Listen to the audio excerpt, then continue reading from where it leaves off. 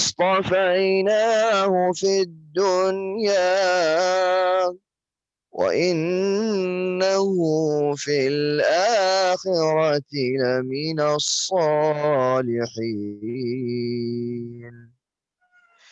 إذ قال له ربه أسلم قال أسلمت لرب العالمين ووصى بها إبراهيم بنيه ويعقوب يا بني إن الله اصطفى لكم الدين فلا تموتن إلا وأنتم مسلمون أم كنتم شهداء إذ حضر يعقوب الموت إذ قال لبنيه ما تعبدون من بعدي قالوا نعبد إلهك وإله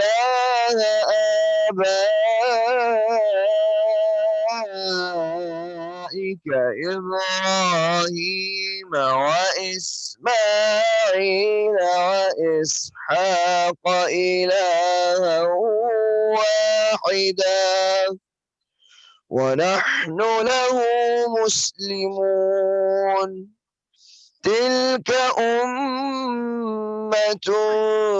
قد خلت لها ما كسبت ولكم ما كسبتم ولا تسألون عما كانوا يعملون وقالوا كونوا هودا أو نصارى تهتدوا قل بل ملة إبراهيم حنيفا وما كان من المشركين قولوا آمنا بالله وما أنزل إلينا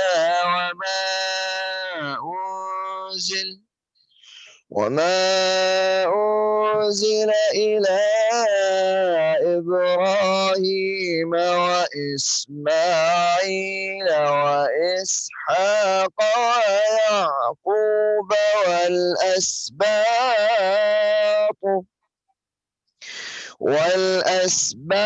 وما أوتي موسى وعيسى وما أوتي النبيون من ربهم لا نفرق بين أحد منهم ونحن له مسلمون فإن آمنوا بمثل ما آمنتم به فقد اهتدوا وإن تولوا فإنما هم في شقاق فسيكفيكهم الله وهو السميع العليم صبغة الله ومن أحسن من الله صبغة ونحن له عابدون قل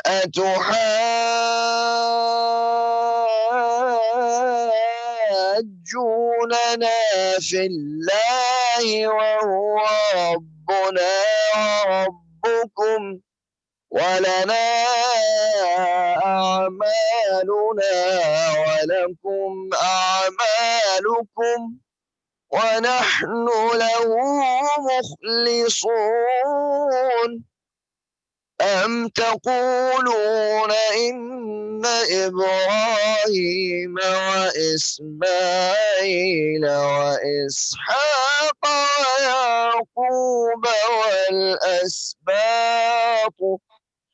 والأسباط كانوا هودا أو نصارى قل أأنتم أعلم أم الله ومن أظلم ممن كتم شهادة عنده من الله وما الله بغافل عما تعملون تلك أمة قد خلت لها ما كسبت ولكم ما كسبتم ولا تسألون عما كانوا يعملون صدق الله مولانا العظيم وبلغ رسوله النبي الكريم صلى الله عليه Jazakallah, brother Faiz. Allah give you reward for this beautiful recitation. And inshallah, we'll continue with this chapter, and in which Abul Anbiya, who's Ibrahim alayhi salam, he's being discussed in this chapter, that whoever turns away from the teachings of Ibrahim alayhi salam, so that's what, Yarghaba means, that who turns away from Millata Ibrahima, and he's only the one who would do that because of his bad decision. And Allah subhanahu wa ta'ala had selected Ibrahim alayhi salam in this dunya, and among the hereafter he will be among the salihin, or the righteous people. So as we discussed in the previous chapter, that Allah subhanahu wa ta'ala selected Ibrahim alayhi salam, and now all the three major Abrahamic religion, Judaism, Islam and Christianity, accept Ibrahim alayhi salam as the prophet that they would follow. But he had two sons, Hazrat Ismail alayhi salam and Ishaq alayhi salam, and he had a nephew who was Lut alayhi salam. So he had three of the prophets in his family. He was prophet himself, and he has two sons who were prophet, and one nephew who was prophet. So Allah subhanahu wa ta'ala is saying that those people who turned away from his teachings of Ibrahim alayhi salam. And what was his teaching? He was called Butshikan, or the idol breaker, because that's the very basis of his teachings. He was born in Babylon, actually a suburb of Babylon. So in that, idol worshipping was very common. And Hazrat, who was, according to some sources, was his father, and some people say that he was his uncle. So he was a sculptor himself. He would carve up idols from the stones and do that. So growing up that society, Ibrahim alayhi salam, right from the beginning, when Ibrahim alayhi salam was, the year that Ibrahim alayhi salam was born, the tyrant ruler of Babylon, Namrud, he saw a dream.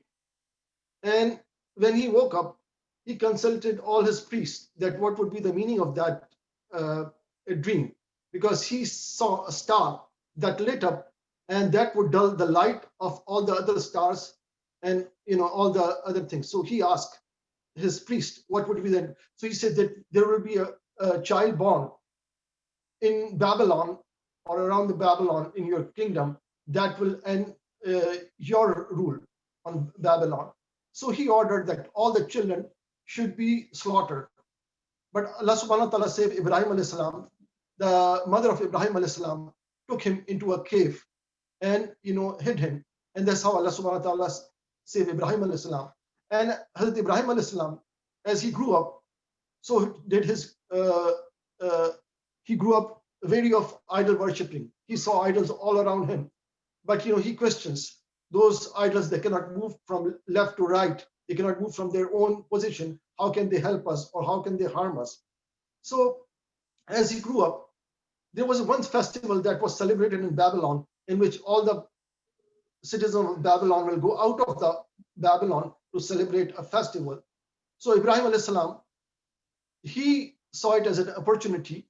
So when all the people left to celebrate the festival out of the Babylon, so he went to the temple where all the idols were. So he grabbed a hammer and smashed all the small idols that were there, and he gathered them, all the pieces of them, and there was one big statue or one big idol. They would consider the chief idol or the chief god of them. So he had his hand stretched out. So he put all the smaller statues or the pieces of that into that big statue's hand, and he came out. So when the people, after celebrating the festival, they came back and they went to the temple, they saw that all the idols smashed up. So they had already suspected Ibrahim alayhi salam that he was wary of idol worshipping. So they said that, you must have done it. So Ibrahim alayhi salam said, no, I didn't do it.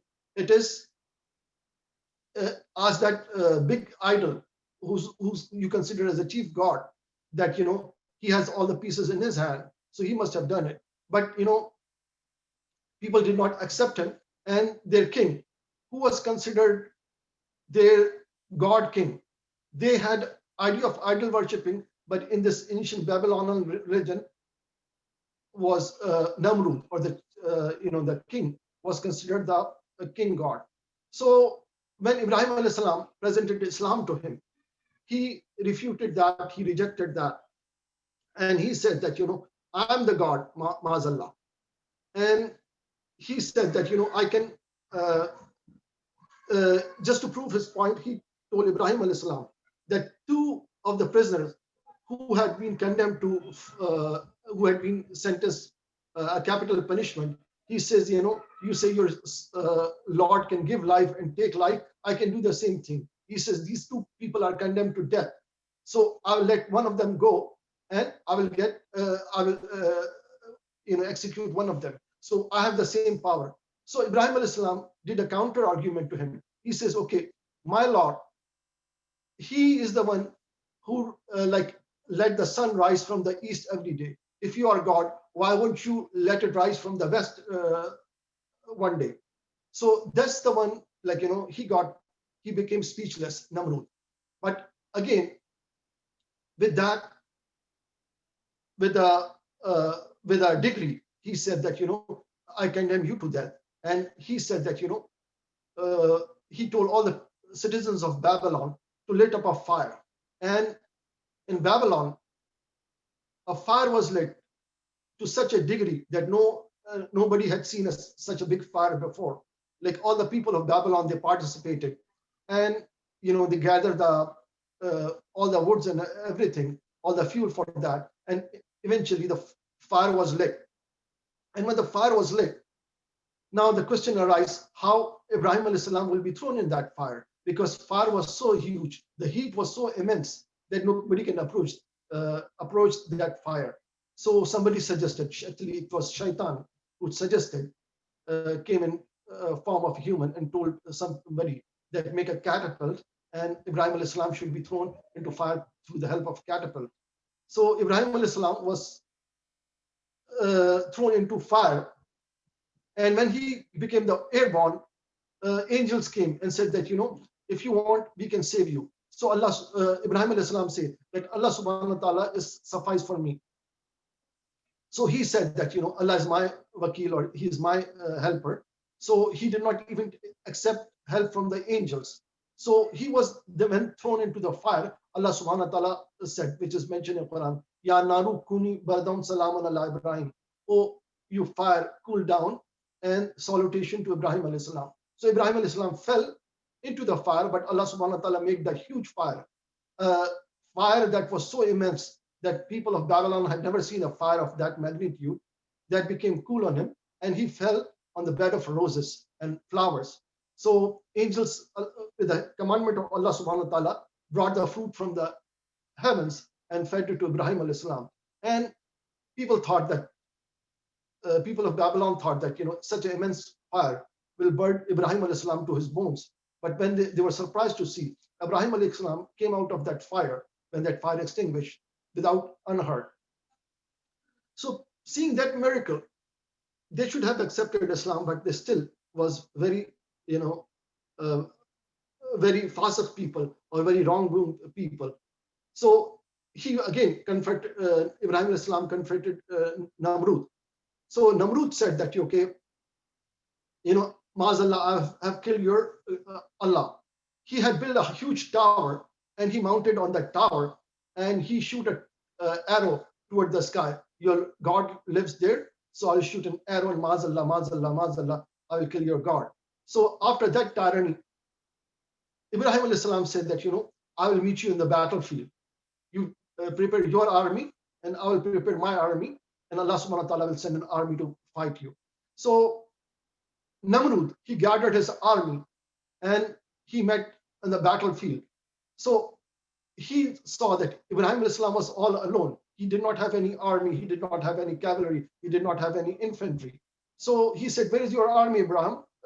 So Ibrahim alayhi salam, my army is coming. Actually, Allah's army is coming. So Allah subhanahu wa ta'ala sent an army of mosquitoes. So they came and they attacked the army of Namrud. And all of a sudden, his whole army was wiped out by a small mosquito. And Allah subhanahu wa ta'ala, when he described in Quran that, he says Bauza, which is mosquito for Arabic. And he says that, Allah subhanahu wa ta'ala is not shy away from describing a mosquito. So although a mosquito is a very small creature, but Allah subhanahu wa ta'ala's command, he can do so a biggest tyrant at that time, his whole army was wiped out by army of mosquitoes.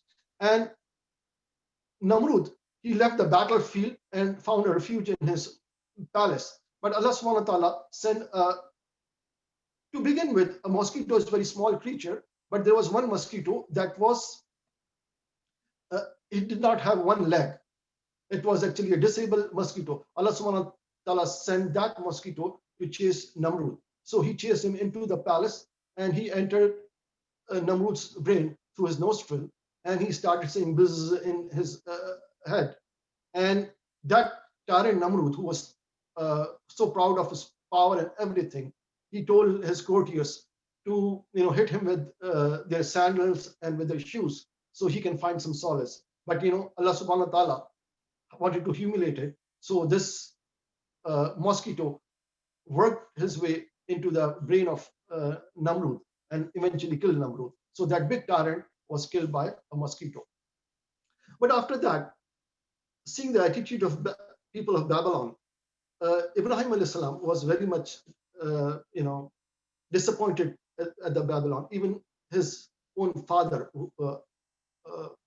Azar, or some scholars say he was his uncle, he was his chacha, his father's brother who raised him, or he could have been his foster father. So he did not even support it. So when he left Babylon, he left with such a broken heart that nobody had accepted his message of oneness of God. And he left with that. And he had two wives, Bibi Sarah and Bibi Hajara. So from Bibi Hajara, at very late age, according to some estimation, he was 86 years old when Ismail alayhi salam was born. So he was the older brother, and his half brother was Ishaq alayhi salam, who was born from Bibi Sarah. And Allah subhanahu wa ta'ala granted prophethood to both his sons. So half brother of Ismail alayhi salam was Ishaq alayhi salam, so he was also given the prophethood. And when Ibrahim alayhi salam, he let him settle in the what is the valley of Makkah, and he let Ishaq alayhi salam, he gave the land of Canaan, which is in Syria or Palestine, giving to his older son Ishaq alayhi salam.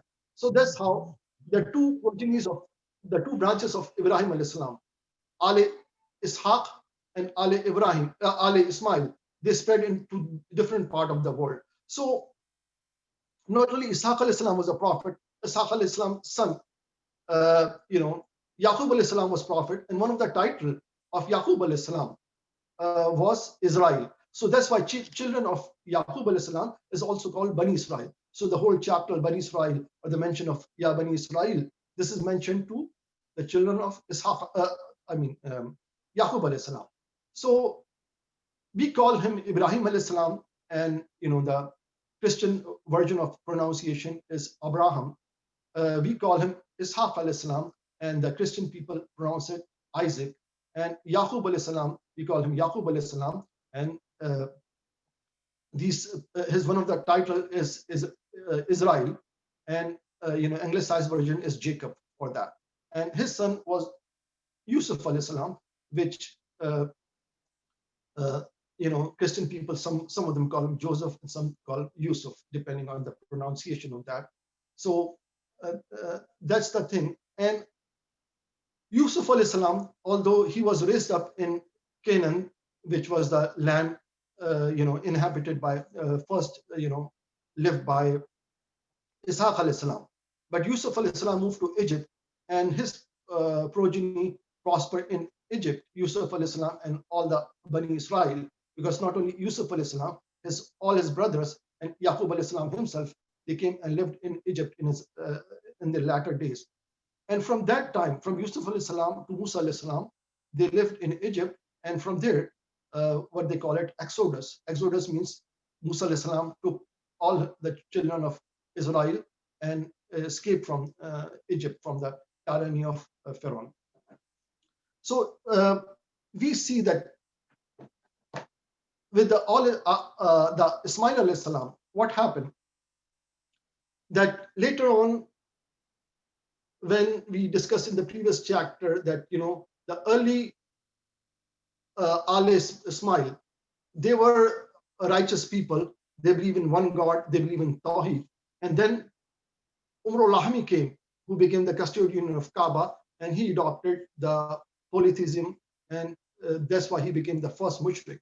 But Allah subhanahu wa ta'ala saved all the ancestors of Nabi Karim sallallahu alaihi wasallam, because what had happened, Allah subhanahu wa ta'ala, first thing he created, before he created anything, before he created heavens or earth or stars or moons or everything, he created the nur of Nabi Karim sallallahu alaihi wasallam.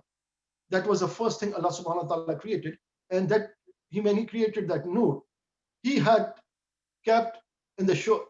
Later on, he created the statue of Adam alayhi salam, and he kept the nur-e-Nabi or nur-e-Muhammadi sallallahu alaihi wasallam on the shoulder of Adam alayhi salam. And that nur, that became the cause of prostration of all the angels to Adam alayhi salam. And from later on, it passed on from generation to generation.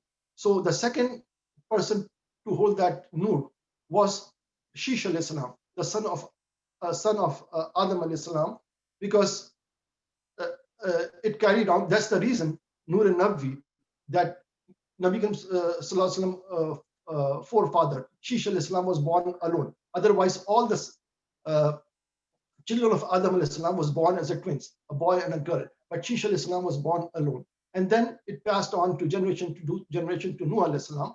And from Nuh alayhi salam, that's the reason that Nur al-Nabi sallallahu alaihi wasallam, the barakat of that, the Noah's Ark landed on the shore because the barakat of Nur al-Nabi. And it passed on to Ibrahim alayhi salam, who was the forefather of. And from there was no Nabi between Ismail alayhi salam and Nabi Karim sallallahu alaihi wasallam. But all the forefathers of Nabi Karim sallallahu alaihi wasallam, they had that nur shining on their forehead. Even the father of Nabi Karim sallallahu alaihi wasallam, Abdullah, whenever he would travel, especially to Medina and Yasrib, so the nur on his forehead would shine so bright that all the people, all the ladies of Medina, will beg him to marry them. That was the noor, that was the thing. And that's the noor, the barakat of that noor, that all the ancestors of Nabi Karim Sallallahu Alaihi Wasallam, although the polytheism was a common thing in that, but they were on the deen of Hanifa.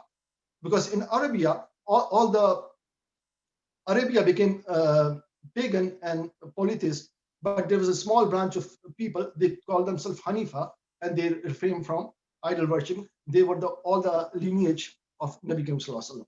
So we'll inshallah go forward. And now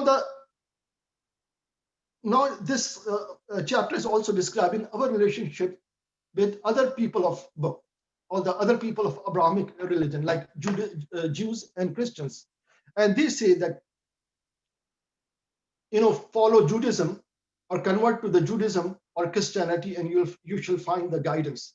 But Allah subhanahu wa ta'ala saying rather say them that we will follow Ibrahim alayhi salam. And Ibrahim alayhi salam had refuted all the aspects of shirk.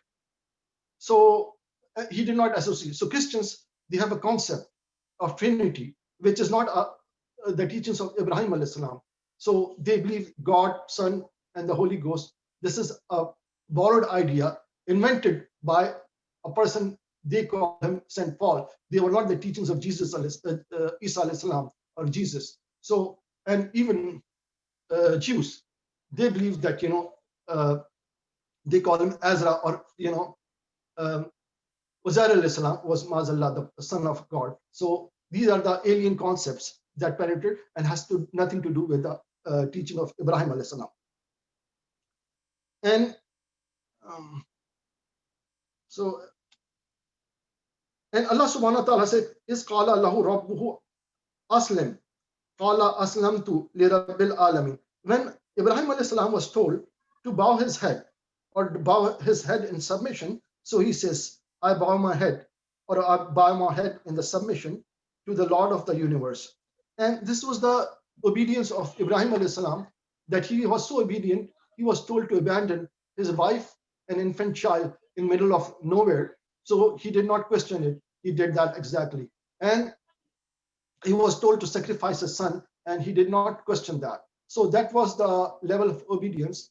So Ibrahim alayhi salam, his life is a lesson and a guidance for us and for all the people of scriptures, that the way he obeyed it without questioning, without hesitation, that, to such a level, Allah subhanahu wa ta'ala rewarded him. He selected in this world, he selected him as a imam, that, he is the one who is the leader of all the people of scriptures.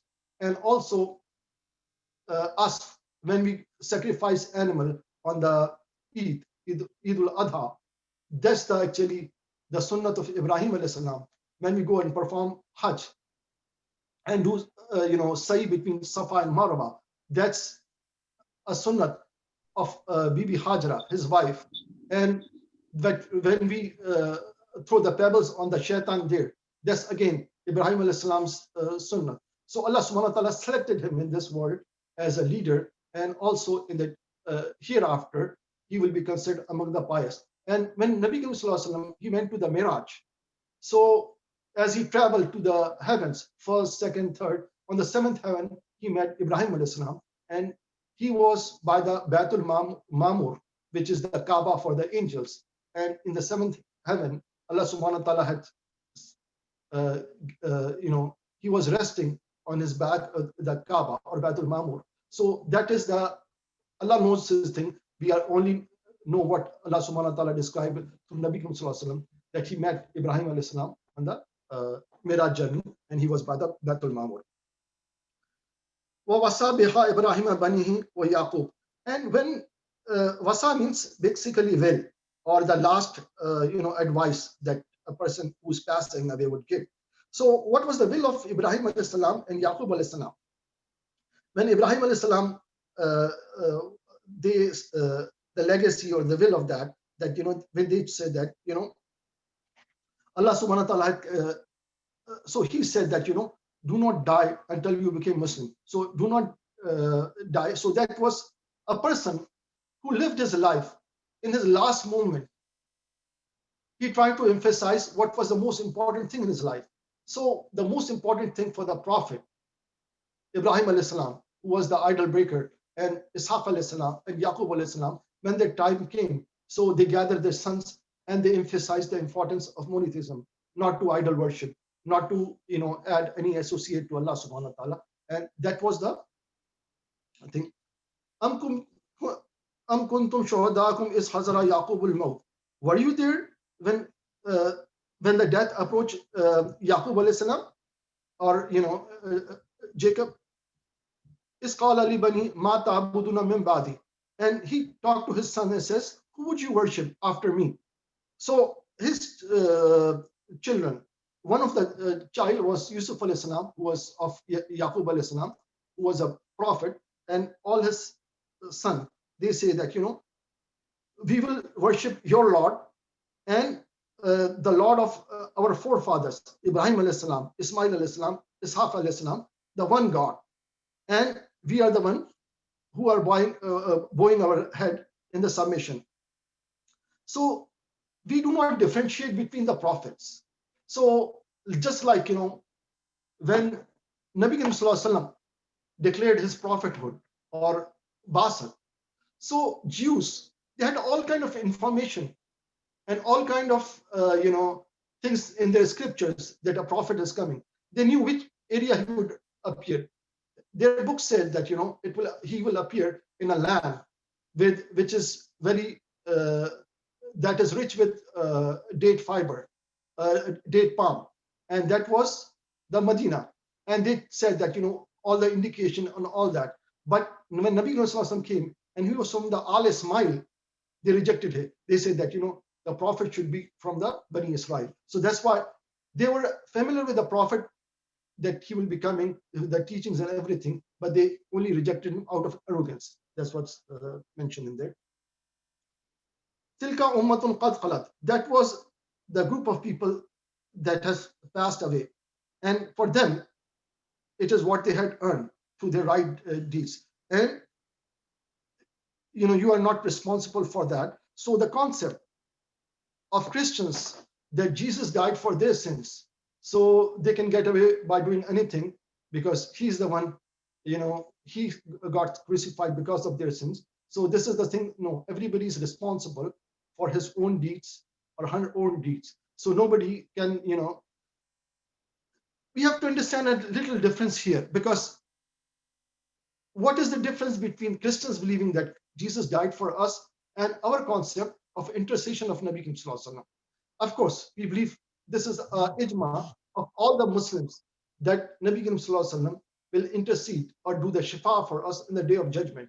But it is for the people who love Allah and His Prophet, who do not associate anything with Allah subhanahu wa ta'ala, do not do the shirk, and it is for the pious people. And whatever the shortcomings we have as a humans, Nabi Sallallahu Alaihi Wasallam will intercede for us, and that's how we hope that on the day of judgment, shifaat of Nabi Sallallahu Alaihi Wasallam. But it doesn't mean that we are not responsible for our good and bad deeds. We are the one, So this is what is being mentioned here, that they were the people who passed away. So the concept of original sin and the crucifixion, it doesn't work. وَقَالُوا كُونُوا هُودًا أَوْ نَصَارَىٰ تَهْتَدُوا. Either you become Jew or so Allah subhanahu wa ta'ala is saying, قُلْ بَلْ مِلَّةَ إِبْرَاهِيمَ حَنِيفًا. So rather say that we will follow Ibrahim alayhi salam, and they were not among the mushrikeens. They were not among the people who would associate anything with Allah subhanahu wa ta'ala. So now those people who are trying to say to Muslims that adopt, if you want to follow the Abrahamic religion, why don't you follow Judaism or Christianity? But they had one way or another. They have concept of Trinity in Christianity, and they have concept of Mazallah being the son, or Uzair Islam, or the Isaac as being the son of Allah subhanahu wa ta'ala. So they have perverted their teachings and their scriptures, and that's why they are not on the original teaching of Ibrahim alayhi salam. Ibrahim alayhi salam never had. So now we also, this is a befitting that we describe what Tawheed is. Now this is a lot of confusion these days about what is shirk and what is Tawheed and all that. Our concept of Tawheed is very simple, and all the Surah Ikhlas, it also it covers all the concepts, the four main concepts of Tawheed. Tawheed is Bismillah ar-Rahman, Qul huwa Allahu ahad. Believe in one God is Tawheed. Allahu Samad. Samad means he's above and beyond all the needs. As we, like, he would not sleep, he would not eat and everything. And this is the Samad. Samad means he's not dependent or he does not have any needs. Lam yalid wa lam yulad.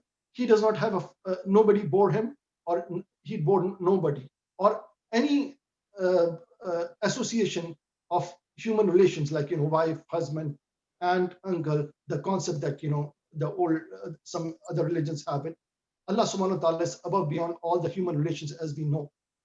Walam yakul lahu kufuwan ahad, or any picture of that, any statue of that, as we can perceive. Allah is above and beyond that. So there are basically four ingredients. And this is Tawheed.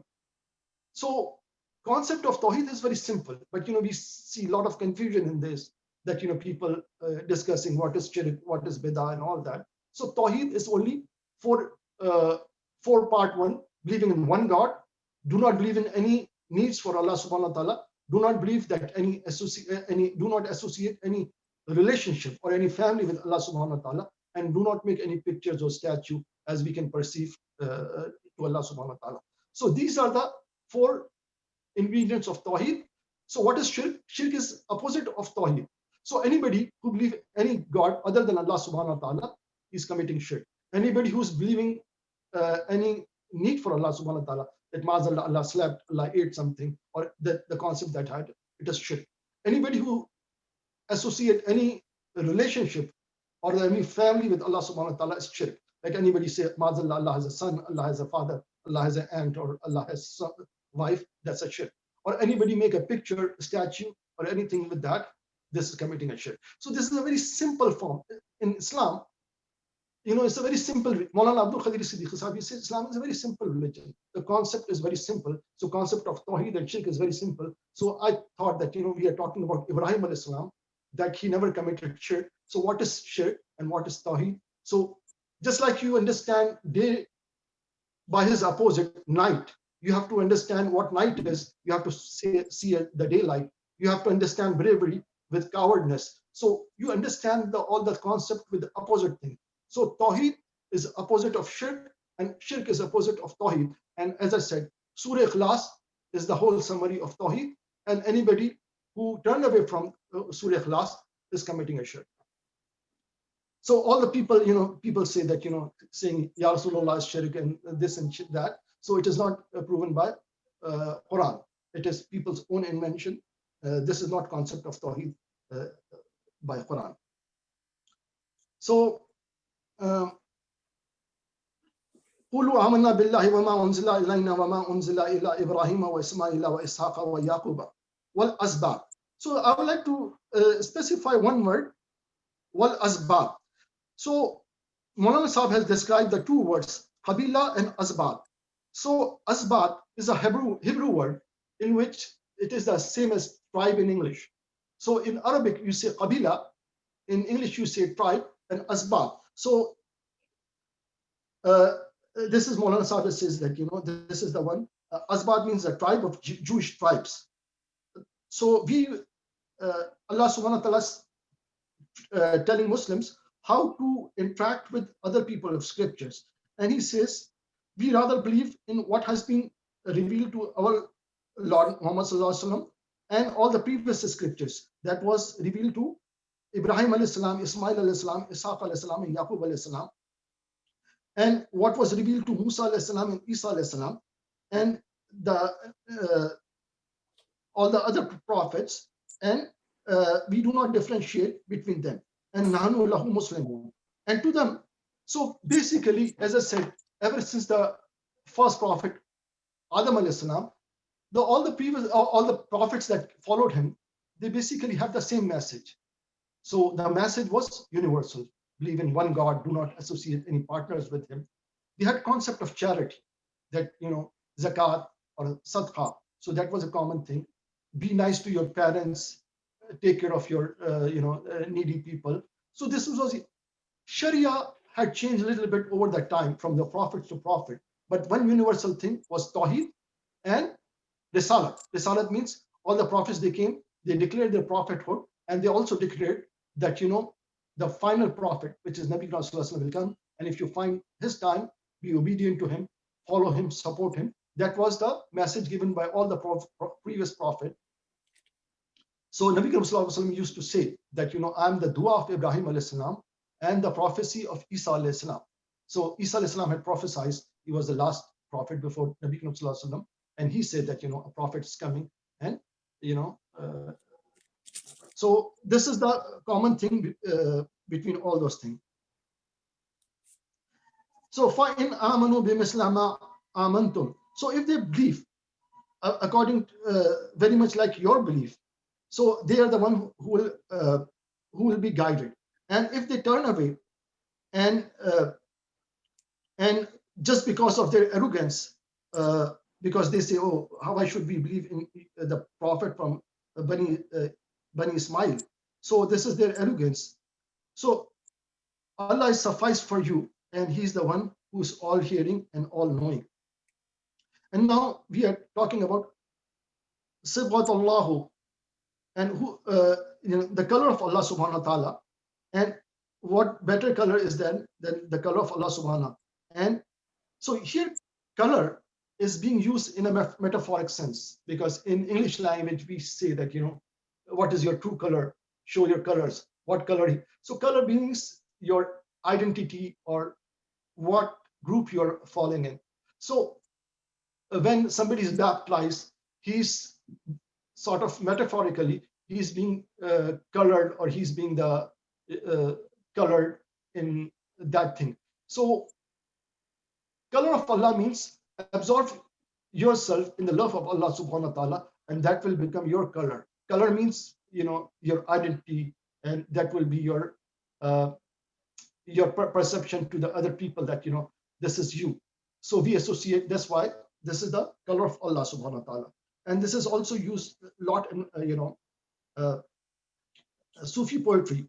When Imam Khusro, he wrote this poetry in praise of his Murshid, Nizamuddin Awliya, Mujhe apne hi rang mein rang do nizam. So he says that, just color me with your own color. That means just let me adopt your ways and let me absorb completely into you, your teachings, your love, and things like that. So that's why this is the, well, قُلْ أَتُحَاجُّونَ فِي اللَّهِ وَهُوَ رَبُّنَا وَرَبُّكُمْ. And you want to argue now again, that's what being is said to the Muslims and Nabi Sallallahu Alaihi Wasallam, that when you're dealing with people of the scriptures or people of book, so they come and want to argue about Allah subhanahu wa ta'ala, and they say that, Mazallah, with the Trinity, they say that, this is the true concept of God. We reject that and say that, He's your Lord and my Lord. Like, He's the one who created you and created us. And for us is our deeds, and for you is your deeds, and we are sincere in our deeds. So now another teaching is ikhlas, or the sincerity, that whatever you do, when you color yourself with Allah subhanahu wa ta'ala, that means we are doing purely for the love of Allah subhanahu wa ta'ala, not for mukhlis, means a person who do ibadat without any fear or greed. So this is the root of the love of Allah subhanahu wa ta'ala.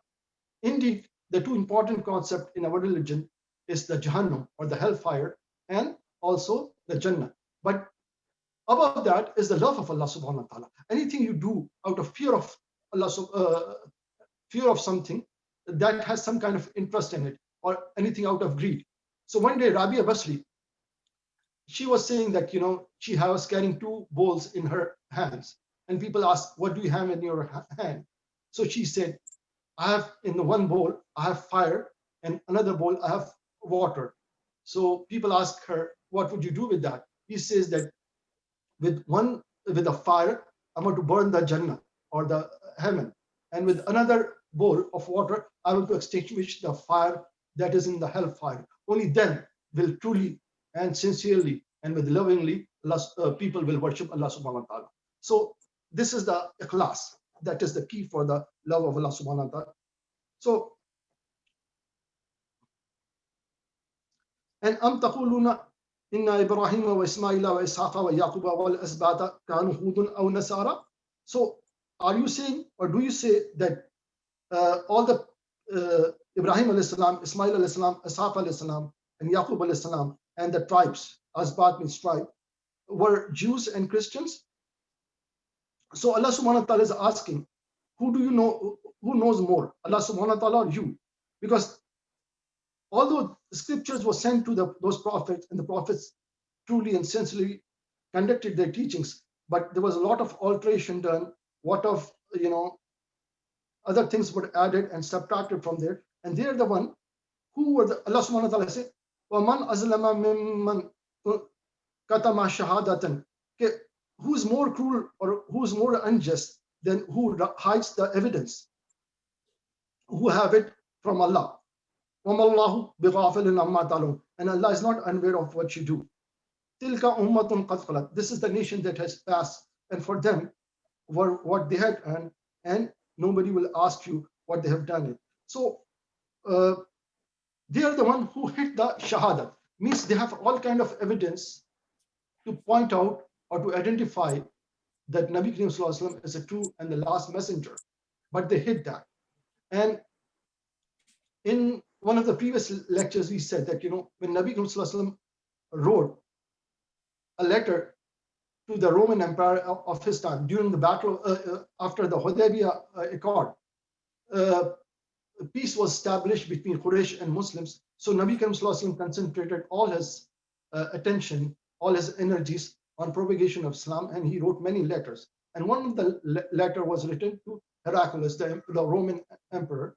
And when he inquired about Nabi Karim Sallallahu Alaihi Wasallam, so he had asked many questions to Abu Sufyan, but one of the questions after his verdict was that I knew a prophet was coming, but I did not know that it will be coming from you. That means Arab thing.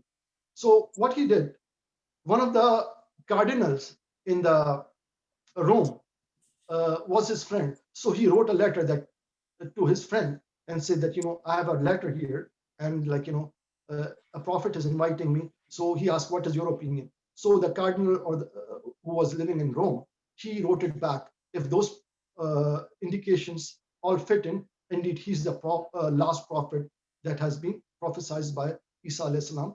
So, but what happened? Because he feared that by accepting Islam, he even said it. If I have my way, I will go to Medina and wash his feet and drink from the water from it. That's what Heraclius said to his people. But when he saw that rebellious nature emerging within his ranks and courtiers, he refuted that. And so inshallah we will end here, and if any questions regarding that, please ask that or comments.